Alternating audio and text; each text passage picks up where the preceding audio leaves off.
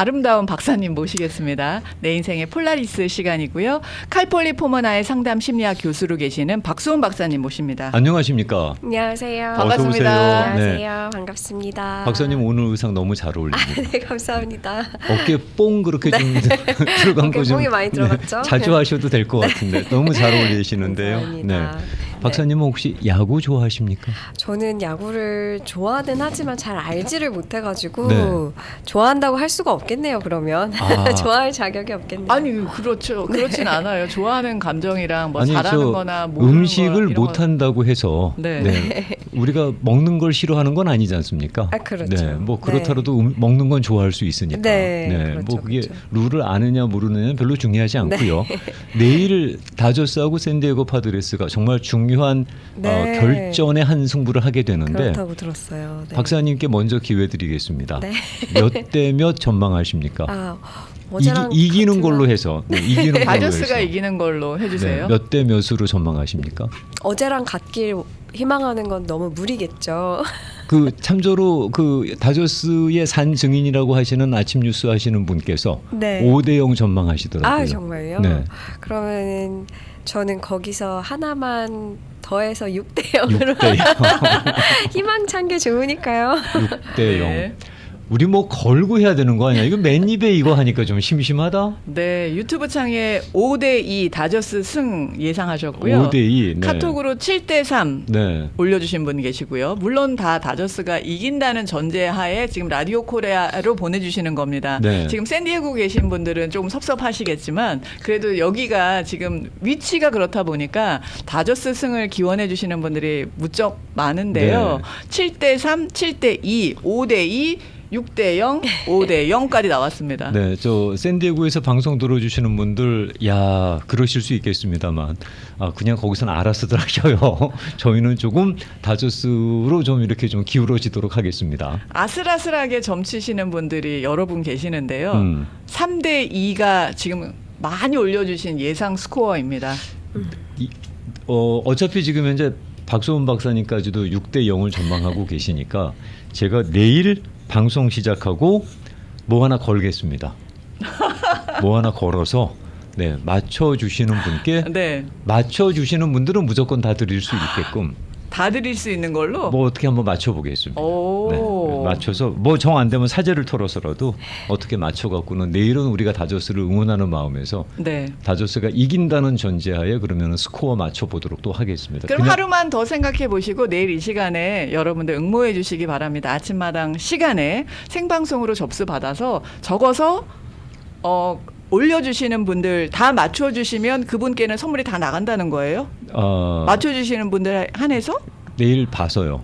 너무 많으면 어렵고요. 어디까지 끌어모을 수 있는지를 봐서 네. 뭐 선착순 5분으로 끊든 3분으로 끊든 아니면 딱 한 분만 나오면 그분이 다 가져가든가 뭐 그렇게 어떻게 한번 작전을 짜보겠습니다. 3년 전에 약속을 기억하고 계시는 분이 계신다고 올려주셨는데요. 네. 기억하고 있습니다. 잊지 않습니다. 뭔데? 김용주 씨가 3년 전에 한 약속이 있어요. 3년 불안하죠? 3년 전에 제가 뭐라고 너무 불안하죠? 불안하셔야 될 거예요. 제가 뭐라고 열린 뭐라고 입이라고 제가 하셨을까요? 네. 떠들었나요? 코타풀에서 네. 코리아타운 프라자에서 댄스 약속을 하셨대네요. 제가요? 네. 뭐 했을 때 아마 파드레스랑 붙었을 때 이기면 뭐 이 정도 아니었을까 싶어요. 그 앞에 전제된 내용은 없는데요. 미쳤어. 제가 그런 약속을 했다고요? 기억하고 계시대요. 제가 제정신이었을까요 그때? 제정신이었겠죠.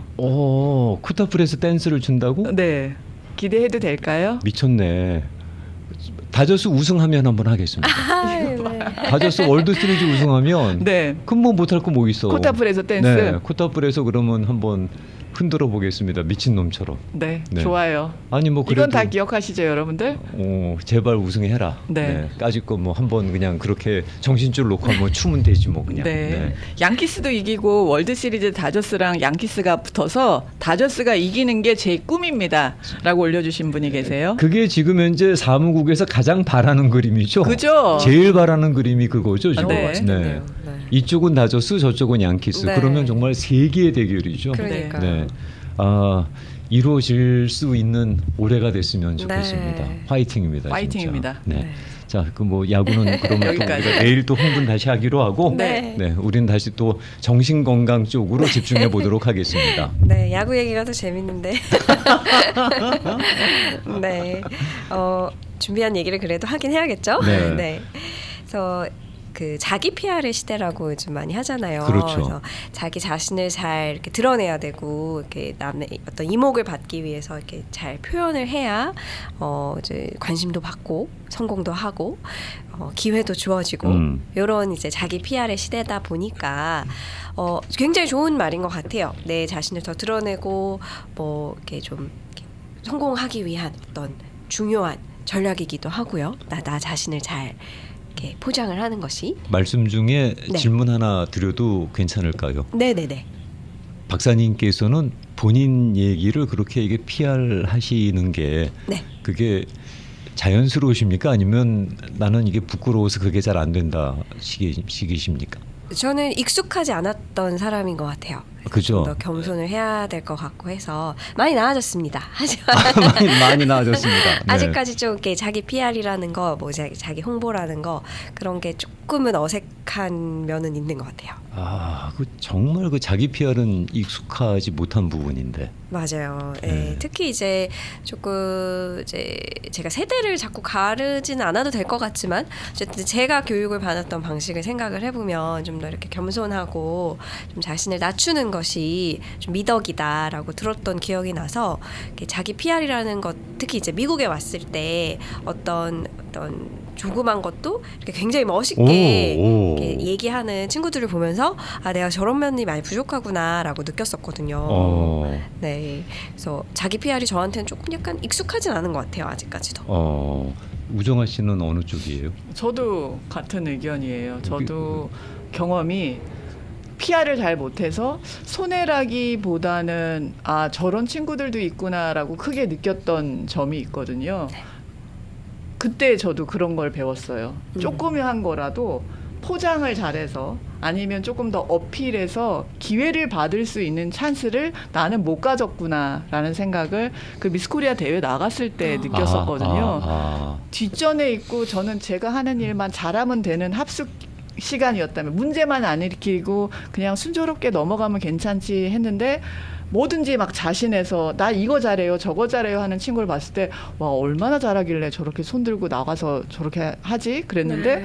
나와서 정작 하는 걸 보면 그렇게 뭐 잘하는 건 아닌데 일단 그렇게 본인을 어필하는 거죠. 그러면 집중을 받는 거죠. 눈에 띄는 거죠. 그게 굉장히 플러스 요인이 되더라고요. 네. 그래서 저런 자세는 앞으로 사회 나가서 내가 필요할 수도 있겠다. 네. 항상 통하는 건 아니겠지만 어떤 자리에서는 저런 자세도 필요할 수 있겠다라는 생각이 들더라고요. 네, 네.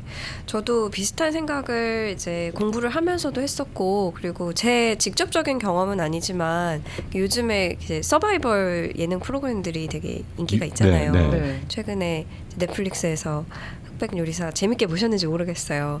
전 되게 재밌게 봤거든요. 그런 경연 프로그램, 네. 서바이벌 프로그램 같은 걸 봐도 조금 이제 승승장구하시는 분들을 보면은 그 자신감을 표현하는 수준이 다르더라고요. 그렇죠. 네. 본인이 이제 할 수 있다라고 자기 체면을 거는 것도 있지만 그거를 당당하게 이제 겉으로 드러내는 것도 제가 사는 방식하고는 좀 달라서 저런 면들을 정말 배워야겠다라고 저도 간접적으로 좀 느껴본 네. 경험들이 좀 많거든요. 제가 그 어르신들한테 멱살 잡힐 만한 발언이 될런지 모르겠습니다만 그 자기 PR을 좀 낯설어 하는 것 중에 가장 큰 거는 겸손은 아니고요. 저는 저보다 세상을 먼저 산 분들의 안목을 믿었거든요. 설령 저기서 약간 튀더라도 자기 PR을 세게 하더라도 적어도 우리보다 인생을 먼저 살고 사회 경험이 있는 선배님들은 선구안이 있을 것이다. 가려낼 수 있을 것이다. 그거를 라고 가려낼 수 있을 것이다라고 했는데 네. 잘 안 그러더라고요. 그래서 제가 느꼈던 건 나는 그 선구안을 키워야 되겠다. 설령 네. PR을 잘 못하는 그게 낯선 친구라고 할지라도 그 정도의 재주가 실력이 있는지 없는지 정도는 나는 골라낼 수 있는 어른이 되고 싶다라는 것이 어렸을 때 생각이었거든요. 네. 그런데 지금도 아직 그 선구안이 좀 떨어지는 것 같아요. 어려운 일이죠. 그 가려진 어떤 옥석을 보석을 찾아낸다는 게 그 사람이 어떤 티를 내지 않는 이상 좀 자신감을 가지고 너 정말 숨겨진 보석이구나라고 그걸 그게 힘들 것 어렵더라고요. 같아요. 네. 그래서 오히려 나이가 점점 들어가니까 저한테 잘하는 사람이 더 PR을 하는 사람. 실력이 있고 왠지 잘할 것 같아. 네. 그리고 저한테 무뚝뚝한 사람은 실력이 있는지 없는지 별로 관심도 없어져. 그래서 표현을 옛날 하지 않는다면 옛날 우리 선배들도 나랑 이런 마음이었을까 하는 생각을 하게 되더라고요. 네, 그러니까 좀 약간 아까 배경에서 좀 이렇게 묵묵하게 도와주는 입장을 좀 얘기를 하셨고 또 이제 겸손을 또 얘기를 하셨고 저도 그렇고 해서 그런 면들이 익숙한 어떤 저희가 얘기하고 있는 것들이 있는 것 같아요. 조금 이제 서포트를 해주는 입장. 근데 이제 그런 것도 저는 중요하다고 생각을 하지만 이제 말씀하신 이유처럼 그러지 않으면 그러니까 뭔가 이렇게 표현을 하지 않으면은 드러나지 않기 때문에 더 기회를 놓칠 수도 있게 된다는 걸 배우셨다고도 하셨고 해서 그런 어떤 중요한 어떤 자기 PR의 중요한 점들을 더 이제 시간이 지나면서 느끼게 되는 것 같아요. 또 미국 문화에서 좀 더 자기 자신을 당당하게 드러내는 것들이 가치 있게 여겨지다 보니까 이런 것들이 참 중요하다라고 생각을 하는데 네.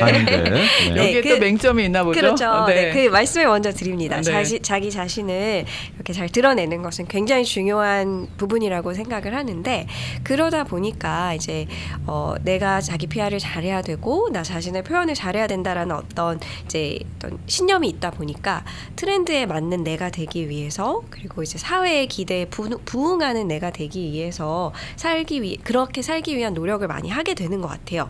어떤 이런 점에 이렇게 맞춰야지, 이런 기대에 맞춰야지, 뭐 이런 사람이 돼야지, 뭐 요즘은 이런 사람이 좀 이제 뭐 뜬다더라라고 해서 이렇게 그렇게 맞추다 보니까 진짜 나와 그렇게 맞춰가는 내가 좀 간극이 생기게 되는 것 같아요. 그런 생각 혹시 해보신 적이 있으신지 모르겠어요. 많죠. 네. 아주 많죠. 내 진짜 나의 모습과 그리고 내가 이상적이라고 생각하는 내가 돼야겠다고 생각하는 나의 모습과의 차이. 네. 그런데 그 인간 중심 상담 이론이라는 그런 어떤 접근을 창시한 칼 로저스라는 심리학자가 있는데요. 인간 중심 상담 심리. 네. 그러니까 인간을 정말 이제 인간의 어떤 가치나 그 인간의 어떤 존재 가치에 대해서 굉장히 이제 강조를 한 그런 어떤 상담 심리학 접근인데요. 그 사람이 어떤 말을 했냐면 이 심리적인 불안이라는 것은 진짜 나의 모습과 이상적인 나의 그 간극에서 출발을 한다라고 했어요. 그런 간극이 깊어지면 깊어질수록 그 불일치성에서 오는 불안을 우리가 느끼게 된다. 네, 이렇게 말을 했거든요. 그 지금의 나의 실체와 네. 워너비, 내가 이렇게 되고 싶다라고 하는 그 워너비가 있을 거 아니겠어요. 네. 그 간극이 크면 클수록 네. 그런 불안감이 증폭된다. 그게 그게 크면 클수록 불안이 생길 수 있다라는 말을 했거든요. 그래서 오늘 이제 처음에 얘기를 드린 거랑 연결을 지어 보면은 그 차이를 조금 그러면 어떻게 좀 좁혀서 진정성 있는 나로 살아갈 수 있을 것인가, 진정성 있는 나를 어떻게 찾아낼 수 있을 것인가에 대한 얘기가 오늘의 얘기인데, 네. 단순하게 생각할 땐 딱 두 가지 방법밖에 없는 것 같아요. 나의 실체를 워너비에 최대한 가깝게 접근을 시키던가 네. 노력을 하든 어떻게 하든 무슨 수를 써서든지 네. 안 그러면 그 워너비의 익스펙테이션 기대치를 낮추던가 현실적으로 네. 두 가지 접근 방법밖에 없는 것 같은데 다른 방법이 있을까요? 네. 말은 쉽죠. 네, 그렇죠. 그렇게 생각하면은 굉장히 이제 딱 공식처럼 나올 수 있을 것 같아요. 내 기대를 낮추거나 내가 엄청 노력하거나. 그렇죠. 그래서 근데 그렇게 말씀을 드리면은 뭔가 아쉬워하실 것 같아서. 네, 좀 더 모든 예를 다 커버를 할 수는 없겠지만 구체적으로 이렇게 해보면은 진정성 있는 나를 좀 찾아가는데 도움이 되시지 않을까 해서 제가 좀 몇 가지 아이디어를 가져와봤습니다. 네. 자, 그 몇 가지 아이디어는 그럼 잠깐 전하는 말씀 듣고 돌아와서 말씀을 나눌 텐데 우정아 씨 얘기가 남은 게 있는 것 같아요? 아니요. 이 스토리를 들으면서 중요한 포인트는 자신을 잘 모른다가 포인트인 것 같네요. 네. 그래서 그 내가 원하는 나와 지금 현재의 나 간격이 생기거나 맞아요. 벌어지거나 네. 그런 일이 벌어지는 것 같은데 이렇게 나를 모르는 내가 과연 진정한 나를 얼마만큼 잘 찾아갈 수 있을지 네. 그 방법이 궁금해서요. 맞아요. 네. 그 고민 정말 많이 하십니다. 내가 누굴까? 나라는 사람은 어떤 사람일까? 이런 고민 정말 많이 하세요. 네. 거기가 포인트인 것 같아요. 우정아 씨가 참 보면은 그 핵심을 집어내는 네. 데에 발군의 실력을 갖고 있죠. 네. 거기서 포인트는 저를 잘 모른다는 거일 것 같습니다. 그러는데 듣는 분들 함께 하시는 분들이 다 똑같은 생각하고 계셨을 거예요. 저만 몰랐네요. 저만 그 포인트를 캐치 못하고 있었습니다. 질문 하나만 하고 가겠습니다. 한국에서 어릴 때부터 대학까지 너무 내성적이고 말도 없고 친구도 뭐 아주 소수만 있었다는 겁니다. 그렇게 성격이 아주 그 내향적이었다는 거죠. 근데 미국에 유학 온 후에 여러 인종에게 이제 무시당하기 싫어서 네. 그래서 서양인 스타일로 바뀌었다는 거예요. 자기 의견 확실히 말하는 완전히 반대인 외향적으로 바뀐 친구가 있는데 네. 이게 어떻게 설명될 수 있을까? 그게 궁금하다고 하신 분이 계시네요. 네. 그럴 수 있다고 생각을 하고요. 어떤 성격이라는 것은 이제 사회적인 환경에 의해서 이렇게 본인이 이런 게 나한테 더 맞다라고 생각하면 분명히 바뀌어 나갈 수 있는 거기 때문에 그런데 이렇게 바뀌어 나가는 과정에서 정말 내성적이었던 것이 나에게 더 좀 더 맞고 내가 나에게 꼭 맞는 옷을 입은 것 같이 불편함이 없었던 사람이라면 이렇게 성격이 아예 180도로 바뀐 것이 굉장히 힘든 일이었겠죠. 투쟁이었을 것 같은데요. 네, 투쟁이었겠죠. 네. 그 투쟁의 끝에 평화가 찾아왔다면은 설명이 잘 되고 이해가 될 것 같은데 그렇게 바뀐 모습 때문에 어떤 심리적인 고통이 있고 힘들어하는 부분이 있다라고 한다면은 그 성격을 바꾸는 과정에서 좀 그 투쟁이 얼마나 힘들었을지가 좀 이해가 될 수 그러니까요. 있을 것 같아요. 저도 이분 상당히 거칠었겠다 속이 하는 네. 생각이 들고요. 네, 그리고 지금은 본인의 그런 모습에 만족하시는지가 궁금해지네요. 그러니까요. 나의 모습에 만족을 하는지 안 하는지가 이제 결과적으로는 좀 중요한 부분일 것 같아요. 노력을 많이 하신 친구분이신 것 같습니다. 그런 네. 것 같습니다. 자, 그럼 잠깐 전하는 말씀 듣고 돌아와서 진정한 나를 찾아가는 확인하는 그 몇 가지 팁에 대해서 확인해 보도록 하겠습니다. 이 시간은 내 인생의 폴라리스입니다. 목요일 일부 시간에 만나는 코너고요.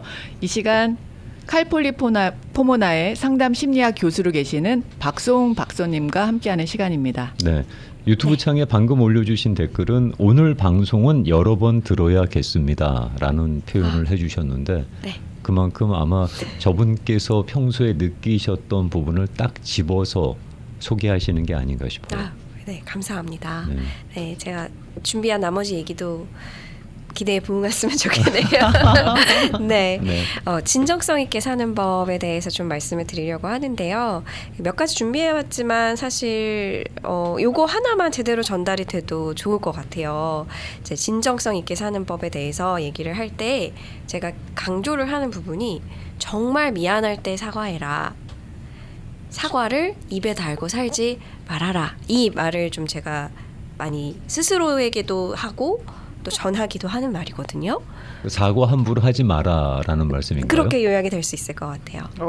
의외예요. 네. 살아가는 데 있어서 감사합니다, 미안합니다라는 말만 잘하고 살아도 사는데 별 무리 없이 살 수 있다라는 표현도 듣잖아요. 네. 고마울 때 고맙다고 인사 잘하고 미안할 때 빨리 사과하고 네, 그렇게 배우죠. 네, 네. 그렇게 저희가 마음을 가지려고 하는데 오히려 네. 너무 사과하는 일을 많이 만들지 말아라. 그러니까 네. 지금 라고 그게 한다면 우정아 씨가 표현한 대로 사과할 일을 만들지 말아라는 뜻으로 저희가 받아들여야 됩니까? 아니면은 그럴 일이 있더라도 사과는 함부로 하는 것이 아니다라는 입장으로 받아들여야 되는 겁니까? 네. 전제를 일단 말씀을 드려야 될 것 같아요. 일단은 그렇게 배우고 살았기 때문에 네. 고맙다, 미안하다는 말의 어떤 가치와 어떤 사용 어떤 상황이나 그런 것들에 대해서 우리가 다 알고 있다라는 걸 전제를 하고 말씀을 드리면 좋을 것 같아요. 근데 그게 이제 알고 있기 이제 배우고 사용을 하다 보면은 어떤 이제 규범에 어떤 이런 사회적인 상황에서는 이런 말들을 해야 되고 이런 말이 효과가 있고 그런 말을 하지 않으면 내가 나쁜 사람이 되고 이런 말을 했을 때 저 사람이 뭐 좀 더 나한테 좋은 인상을 줄 것 같고 하는 어떤 압박감 속에서 미안해라는 말을 사용하기 시작하게 될 수도 있다라는 거죠. 그 전형적인 인간이 저예요. 지금 말씀하신 그 전형적인 타입입니다. 네. 어떻게 좀 사용을 하고 계신가요? 미안해라는 말을. 뭐 그냥 방금 표현하신 그 표현 그대로. 네. 상황을 모면하기 위해서 아니야, 무슨 면피하려고. 뭐예요? 그거 어떻게 해석해야 돼요? 그거보다도 네. 상대방의 기분이 나로 인해서 나빴다는 것에 의해서 내가 사람 기분 나쁘게 하는 사람이 되고 싶진 않은 거예요. 그게 이제 제가 배워온 규범하고는 엇갈리니까, 그러니까 미안하다는 말을 그냥 뭐 거의 습관적으로 한다고 할까요? 거기에는 마음이 있나요? 내가 우정아 씨한테 미안하다고 얘기할 때 마음이 없다고 생각하시는 이유가 뭡니까? 아니, 여쭤보는 거예요. 아니 그럼 마음은 있죠. 네. 네, 네. 마음은 있는데 뭐 그걸로 인해서 뭐 제 자존감이 떨어지거나 그런 거는 아니지만 네. 그래도 횟수가 중요하지는 않다. 네, 저는 꽤 자주 하는 편인데. 네. 제가 생각하는 어떤 미안함은 약간의 자존감의 스크래치가 될 수도 있는 부분도 있어야 한다고 생각을 해요. 근데 너무 너는 멀쩡하다 지금 이런 지적인가요? 네, 근데 이 말을 좀 이렇게 제가 다시 정정을 해야 될 것 같은데, 네. 그러니까 미안함이 어떤 기술로 사용되기 시작하면 나는 너무 멀쩡한 거죠. 미안해 이러면 상대방이 그 미안함을 진심 네, 눈이 이만해지. 마음이 있는지 잘 모르겠는 거죠. 네. 너무 네. 툭 미안해 네. 이렇게 나오면 그 네. 미안해 마음이 있었을까? 네, 라는 그- 생각이 드는 거죠. 미안함의 진정성이라는 거는 내 잘못을 인정하는 이 마음이 굉장히 조금 좀 떨리기도 하고 나의 어떤 유약한 부분을 약간 드러내는 것 수치스럽기도 같아서 하고. 약간의 부끄러움도 있을 것 같고 그런 마음에서 나오는 미안함이거든요. 네. 그런데 우리가 정말 사회적인 기술로 사용하는 미안함은 정말 매너일 뿐이라는 거죠. 네. 그런 매너의 미안함을 줄이라는 거죠. 그렇죠. 네. 그러니까 그게 제가 이제 말씀드렸던 미안하다는 말을 하지 말자는 아니에요. 정말 미안할 때 사과를 하는 것이 진정성 있게 사는 법이다. 법 중에 하나다라는 말을 드리고 있는 거예요. 네. 저는 너무 가식처럼 살았군요. 그러면은 마음을 좀 넣어주세요. 진정성 1도 없는. 네. 네. 그걸 첫 번째 요인으로 가져오신 이유가 궁금한데요. 네. 제가 이제 상담을 받으러 오시는 분들도 그렇고 또 저랑 같이 이제 저 수업을 듣는 학생들도 그렇고 이렇게 가만히 이렇게 보다 보면은 미안합니다, 죄송합니다가 첫 번째 말로 나오는 그러니까 대화를 할 때 항상 이렇게 먼저 나오는 분들이 있어요. 그리고 저 자신도 죄송한데요, 혹시 미안한데 요 말을 굉장히 습관처럼 달고 지금도 그 습관이 사라지진 않은 것 같아요. 근데 그렇게 내 자신을 이렇게 조금 이렇게 미안함으로 죄송함으로 포장을 하는 게 제가 약간 포장처럼 느껴지는 순간들이 있더라고요. 근데 박사님 그 포장지 안에 숨으면은 좀 안전하긴 하잖아요. 그렇죠. 그게 핵심인 거예요. 제가 조금 안전하기 위해서 저의 아까 이제 모면이라는 말씀을 해주셨는데 그것도 있는 것 같아요. 어떤 책임감을 조금 줄이기 위해서 내가 조금 어떤 곤란한 상황을 피하기 위해서 어떤 기술적으로 사용되게 되는 이 혹시 죄송한데 혹시 미안한데가 정말 어떤 진정성 있게 내 자신을 드러내는 것인가에 대해서 의심이 들어서 이렇게 좀 이렇게 고찰을 해보니까 성찰을 해보니까 실제로 그렇게 좀 저처럼 습관이 된 사람들도 많고 그래서 얘기를 나눠보다 보면은 어떤 방금 말씀하신 것처럼 정말 다른 사람에게 미안함을 느낀다기보다는 내가 안전하기 위해서 면피하기 위해서 사용하게 되는 습관이 되는 경우도 정말 많은 것 같더라고요. 제 자신도 그렇고. 근데 그 면피하기 위해서 쓰는 방법이 워킹을 하잖아요. 그러니까 쓰겠죠. 네, 적어도 저쪽에서 이 친구가 그래도 경우가 있네. 또는 뭐 예의가 있네. 네. 뭐 다른 사람 입장을 생각하네. 뭐 그런 그 생각을 하게 하잖아요. 그렇죠. 그래서 이제 쓰게 되는 것 같아요. 기술로서 사용을 하게 되고 정말로 이제 내가 원하는 어떤 나를 안전하게 해줄 수 있는 어떤 결과로 이어지기도 하고 그런 면들이 분명히 있는데 한번 우리가 이 시점에서 고민을 해보자는 거죠. 정말 내가 이게 이런 나의 습관이 내가 정말 내 진정성 있게 사는 삶에 도움이 되고 있는지는 한 번쯤은 성찰을 해볼 수 있는 부분인 것 같아요. 오, 이 습관이 진정성 있는 나와 연결이 되는 부분이다라는 게 참 놀라운데요. 네. 네, 한 번도 연계시켜 본 적이 없는 것 같아요. 네. 정말 미안할 때 사과하지 않고 계속해서 사과하는 습관을 들이게 되다 보면은 어떤 일이 생겼을 때 이 관계에서 어떤 일이 생겼을 때 정말로 그 자기 자신의 잘못을 책임감 있게 책임지고 또 그 관계의 발전을 위해서 개선시켜 나가는 데 좀 방해가 되는 것 같아요. 그 사람이 나의 진정성을 느끼기도 힘들 뿐더러 나도 나 사과했는데 라고 생각하기가 쉬운 거죠. 그 전형적인 예가 저하고 우정아 씨의 관계. 제가 미안합니다. 아 미안해요. 뭐 이런 얘기 하거든요. 저쪽은 그 미안함을 일도 받아들이질 않아요. 저건 그냥 습관이다. 영혼이 일도 없다. 뭐 그러니까 정말 미안하게 느끼긴 해요. 뭐 이런 질문 아주 많이 받으니까. 네. 전형적인 예입니다. 뭐 멀리 가서 찾을 것도 없어요. 아 그래서 저분이 저한테 자꾸 제가 나는 틀림없이 사과를 했는데 미안해요 아까 그래서 그러면 그 저쪽에서는 그 사과를 진정성 있게 안 받아들여 주더라고요.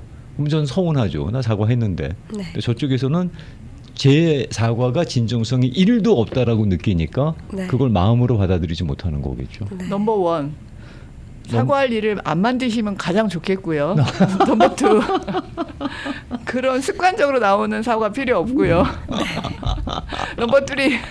마음을 좀 넣어주셨으면 좋겠습니다. 네. 네. 그 미안하다, 잘못했다 이 말을 하는 것이 사실 어렵습니다. 굉장히 말씀하신 수치심과도 연결이 돼 있고 그거를 정말 진심으로 인정을 하고 사과를 한다는 거는 누구에게나 어려운 일 같아요. 그래서 어렸을 때 이제 생각을 해보면 제가 어디서 이렇게 이 어떤 사과를 먼저 해야겠다, 어떤 잘못했다고 얘기를 해야겠다, 미안하다고 얘기를 해야겠다, 요게 어디서 출발했나 생각을 해보면 어렸을 때 이제 저는 형제들이 좀 있었거든요. 위로도 있고 아래로도 있고 하는데 이제 형제들이 혼나는 걸 이렇게 가만히 보면은 잘못됐다라고 얘기를 하면은 부모님 화가 누그러지는 게 보이는 거예요. 그렇죠. 네. 그래서 제가 그걸 보고 그럼 나는 무조건 그냥 잘못됐다고 해야겠다. 요거를 그때 배웠던 것 같아요. 그래서 그걸 사용하기 시작했어요. 그때 효과가 있더라고요. 잘못했어요. 미안해요. 사과할게요. 용서해 주세요를 얘기를 하다 보니까 이게 효과가 있는 거예요. 그러면 지금 우리가 하고 있는 이 미안합니다는 거는 학습된 효과라는 거죠. 그럴 수 있는 거죠. 이제 제 경우에 보면은 그런 이제 이해가 됐는데 그게 그러면은 뭐가 잘못됐나요? 라고 했을 때 저는 조금 자존감의 문제랑 연결이 될 수 있다고 생각을 해요. 정말 이게 나를 존중하는 방법인가? 무조건 그냥 잘못됐다라고 얘기를 하고 상황을 모면하는 것이 나를 존중하는 방식인가에 대해서는 조금 물음표가 생기는 것 같습니다. 아니 그렇다고 박사님 그냥 미안해 엄마 잘못했어 내가 다시는 안 그럴게 그러면 끝나는 일인데 거기다 내가 뭐 잘못했는데 나한테 왜 이러는데 이러면 두들겨 맞기나 하지. 네, 네. 그런 모험을 감수할 필요가 있을까요? 그런 점에서 그 아이는 그거를 개발을 할 수밖에, 뭔가 그런 방식을 발전을 시킬 수밖에 없었겠다라는 이해가 되는 거고. 우리 나름의 생존 방식인데. 그렇죠. 그 네. 생존 방식에서 그것이 지금의 나에게 어떤 영향을 미치고 있는가를 생각해 보면 내가 이렇게 습관처럼 사과하고 미안하다라고 하는 것이 이렇게 정말로 이 상대방의 어떤 관점에서 생각을 하는 것이 아니라 내가 이 상황을 모면하기 위한 방식으로 택한 생존 방식이었구나라는 이해가 좀 되실 것 같아요. 반대의 경우도 있을 수 있을 것 같은데요. 네. 어떤 일이 벌어졌을 때 그 일을 잘못한 사람들은 여러 사람이 있지만 어떤 사람이 내가 만약에 미안해 아니면 내가 잘못했어라는 표현을 쓰게 되면 분명히 책임 소재는 여러 사람인데 이 사람이 독박 쓰는 것 같은 느낌이 들게끔 되는 상황이 있을 수 있어서 네. 미안하다는 말을 끝까지 안 하는 거예요.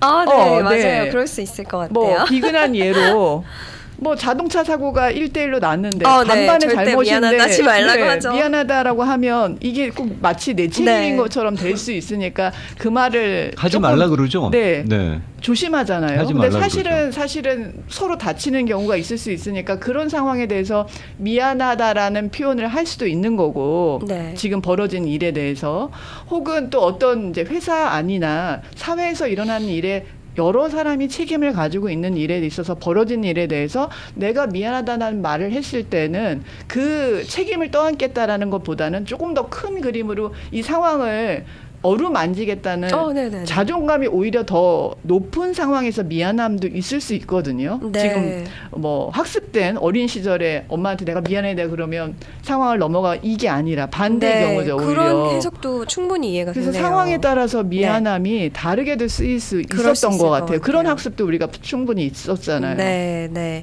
뭔가 어떤 큰 그림, 어떤 집단의 어떤 이익을 네, 위해서, 집단의 그죠. 발전을 위해서 내가 책임을 지겠다라는 발언을 했을 때에는 그거는 이제 제가 말씀드렸던 상황과는 좀 반대로 반대죠. 자존감의 문제로 좀 연결을 했을 때라면 좀 자존감이 높은 그런 경우라고 할 수는 있겠네요. 그래서 어려운 것 같아요. 네, 어려운 것 같아요. 네. 미안하다는 마음은. 네. 그래서 제가 미안하다고 하지 마라, 뭐 좀 더 하셔라 이런 어떤 단순한 접근보다는 내가 어떤 습관을 가지고 있다면 그것이 내가 좀 정말 나에게 편한 방식으로 진정성 있게 살아가는 방식에 맞는지는 한번 고찰을 해보는 것이 좋지 않을까라는 제안으로 받아들여주셨으면 좋겠습니다. 네. 세 가지 중에서 두 가지는 다음에 해야 될 것 같고요. 네. 근데 사실 처음에 이 미안하다는 표현을 시작하시면서 박사님께서 그러셨거든요. 이것만 잘해도 네. 이것만 잘해도 진정성 있는 나를 찾아가는데 도움이 될 겁니다라고 말씀하신 만큼 무게가 있는 거라서 오늘 계속 미안하다는 얘기만 하고 있는데 네. 유튜브 창에 올라온 글을 읽고 제가 뒤로 넘어갔는데요. 네. 저한테 하신 말씀이라고 생각합니다. 이 말씀은 네. 제가 아까 이제 그런 의례적으로 하는 사과, 의례적으로 하는 미안합니다. 죄송하지만 뭐 이게 워킹한다고 말씀을 드렸더니 네, 워킹한다고 그런 얍삽이를 계속 쓰면 안 되죠. 그러니까 얍삽한 거죠. 얍삽하다. 네. 그리고 뭐라고 또 올려주신 글이 있냐면 왜 이렇게 사모님하고 싸우기 싫으니까 미안해 그냥 그러고 말잖아요. 그랬더니 그래서 나온 게 와이프의 진화된 질문이 있다는 겁니다. 그래 미안해 라고 얘기했을 때 진화된 질문 뭘 잘못했는데? 탁 막히겠죠. 나 제일 싫어 이 질문. 네, 뭘 잘못했는데? 그 본인이 뭘 잘못했는데 미안하다고 사과하는 거야?